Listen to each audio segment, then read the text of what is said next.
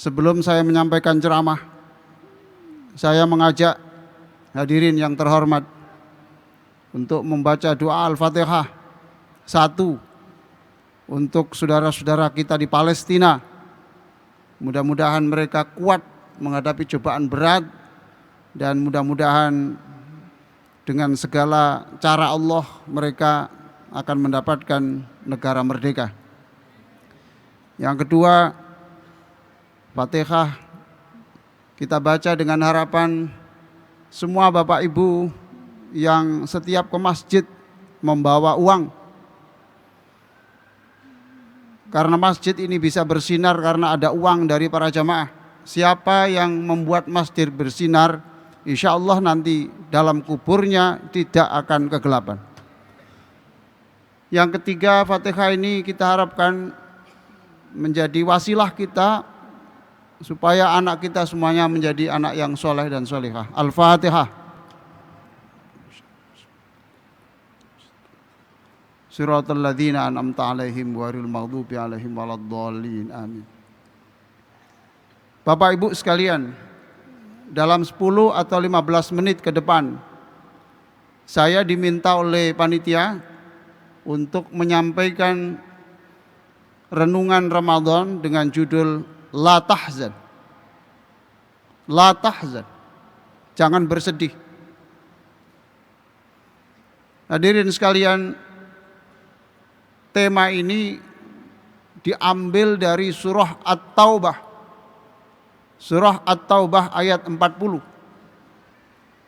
Di sana ada firman Allah yang menceritakan perkataan Rasulullah sallallahu alaihi wasallam kepada Abu Bakar dalam gua Thur, dalam persembunyian untuk melakukan hijrah dari Makkah ke Madinah.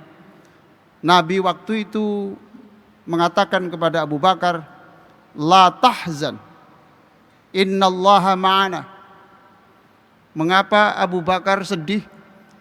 Karena Abu Bakar mengintip dari celah-celah gua itu terlihat kaki orang yang mengejar dengan membawa pedang untuk membunuh Rasulullah sallallahu alaihi wasallam, dan juga terdengar suara gemerincing pedang yang disiapkan sekian banyak orang untuk membunuh Rasulullah. Abu Bakar gelisah.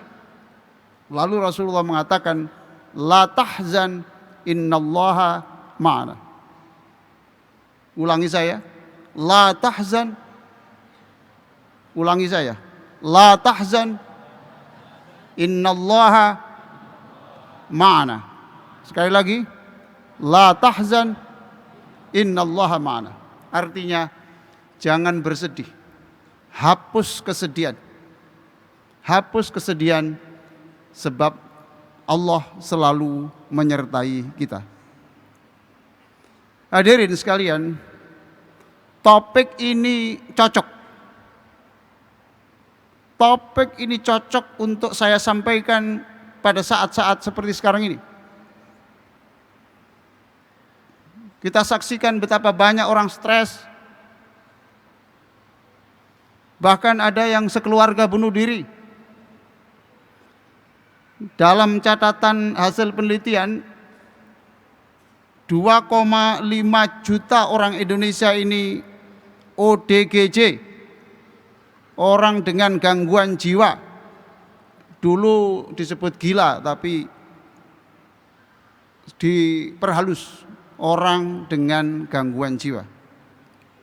16 juta di antara kita ini masuk dalam kategori ODMK, orang dengan masalah kejiwaan. Dalam riset itu juga diketahui bahwa 80% remaja kita, 80% itu ternyata pernah berniat untuk bunuh diri. Coba, 80%. Jadi 8 dari 10 anak itu pernah berniat.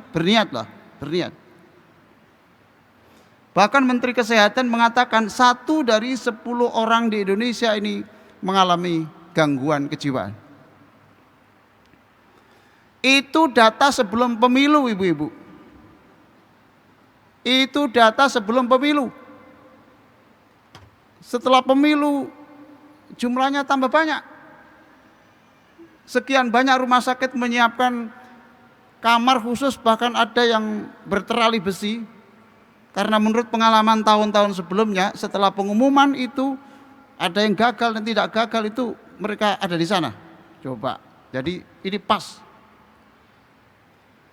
Ironisnya Bapak Ibu sekalian, dari 260 juta jiwa Indonesia ini, yang menjadi psikiater itu hanya 773, tidak sampai 1000. Coba. Dan hanya 451 orang yang berprofesi sebagai psikolog klinis. Maka saya berharap dengan renungan Ramadan malam hari ini, bapak-bapak, ibu-ibu sekalian, dalam tanda petik menjadi psikiater baru, menjadi psikolog klinis untuk mengatasi dirinya sendiri dan mengatasi keluarganya. Hadirin sekalian, dengan iman yang kuat, dengan iman yang kuat, iman yang benar, insya Allah kita ini bisa berpikir positif. Kalau kita bisa berpikir positif, kita bisa ceria. Kita bisa ceria walaupun kita dalam pusaran derita. Kalau kita bisa berpikir positif, husnudzon kepada Allah, maka yang pahit terasa manis. Kalau kita yakin bahwa Allah itu maha baik, penuh kasih di dalam semua takdirnya, maka sesuatu yang orang lain memandang musibah, kita menganggap sebuah berkah. Hadirin sekalian, untuk menguatkan apa yang saya katakan ini, Ibnu Athaillah dalam kitab Al-Hikam mengatakan, man dhanna infikaka lutfihi an qadari fadzalika liqusuri nadhari. Siapapun yang menganggap takdir Allah yang paling tidak enak itu, kalau itu tidak diyakini sebagai bentuk Rahman Rahimnya Allah, bentuk kasih Allah, fadzalika liqusuri nadhari, itu adalah cermin orang yang bodoh. Kita tidak boleh menjadi orang yang bodoh. Hadirin sekalian, apa yang dikatakan Rasul kepada Abu Bakar tadi, gimana? Apa yang dikatakan tadi? Yang keras? La tahzan, innallaha ma'ana. Abu Bakar, kamu jangan susah, jangan sedih. Allah tidak diam. Allah bersama kita, tenang. Coba. Alhamdulillah dengan keyakinan itu Allah menyelamatkan. Lalu Abu Bakar dan Rasulullah melanjutkan perjalanan sampai ke Madinah. Ketika di Madinah di sana, hadirin sekalian, disambut dengan sekian banyak orang yang sudah menunggu. Hadirin, pantaslah Rasulullah dan Abu Bakar yang seperti two in one. Di dalam Al-Quran istilahnya thaniyah naini, dua dalam satu nafas. Coba diabadikan sampai hari ini. Makamnya itu berdampingan di dalam satu lokasi, di dalam Raudhah. Saya doakan siapapun yang yakin dengan la tahzan innallaha ma'ana, saya doakan nanti mendapatkan solusi atas masalahnya, kemudian terhapus kesedihannya, dan saya doakan pula yang percaya dengan la tahzan innallaha ma'ana, suatu saat bisa mengunjungi Rasulullah dan Abu Bakar di Raudhah. Alhamdulillah. Hadirin sekalian, mengapa kita tidak boleh bersedih? Sekarang saya ingin membuat ilustrasi ibu-ibu sekalian. Kalau orang di sebelah kanan kiri saya, ada 9 dokter spesialis terhebat di dunia yang mengawal saya. ahli semua.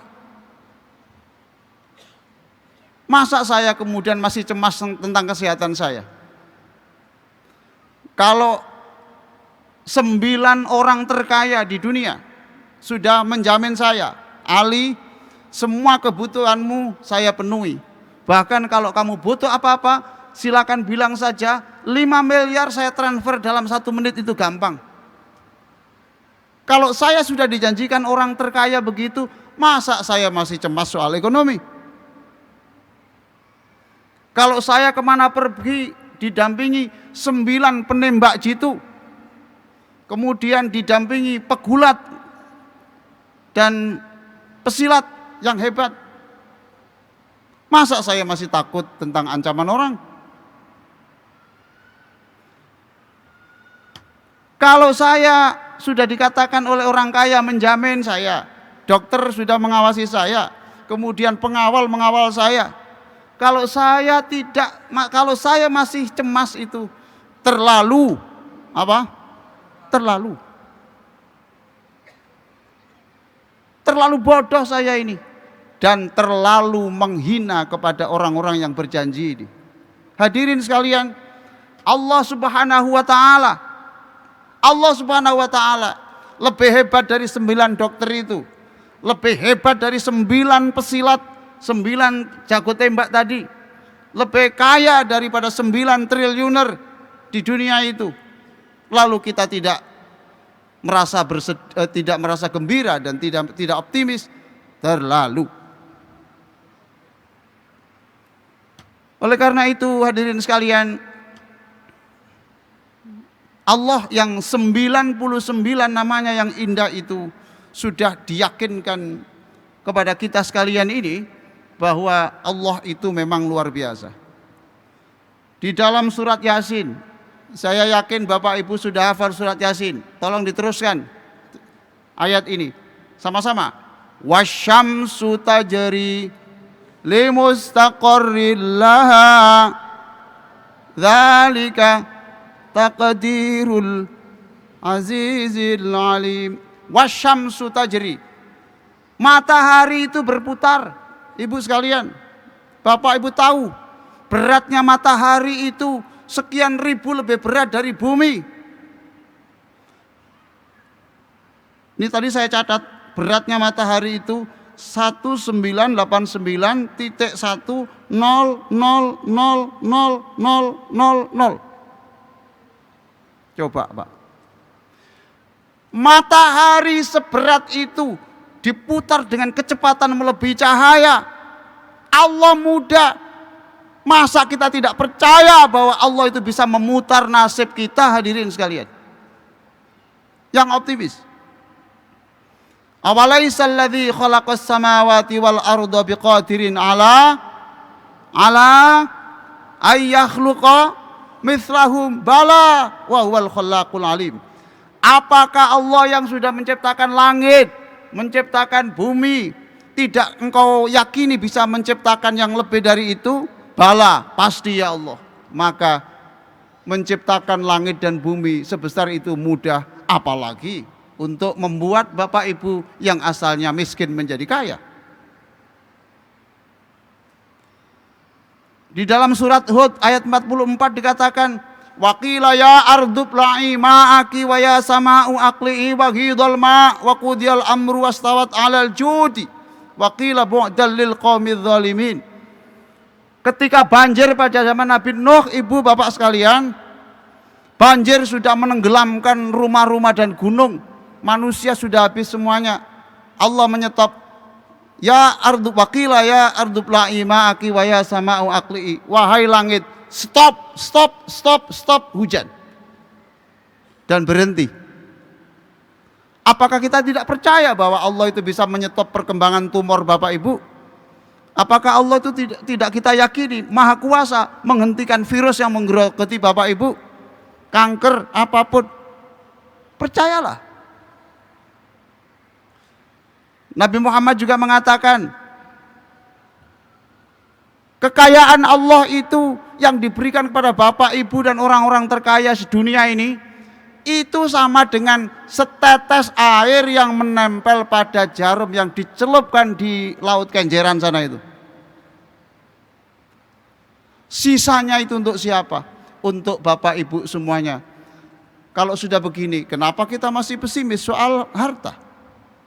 Masih banyak persediaan Allah. Hadirin sekalian yang sangat saya muliakan,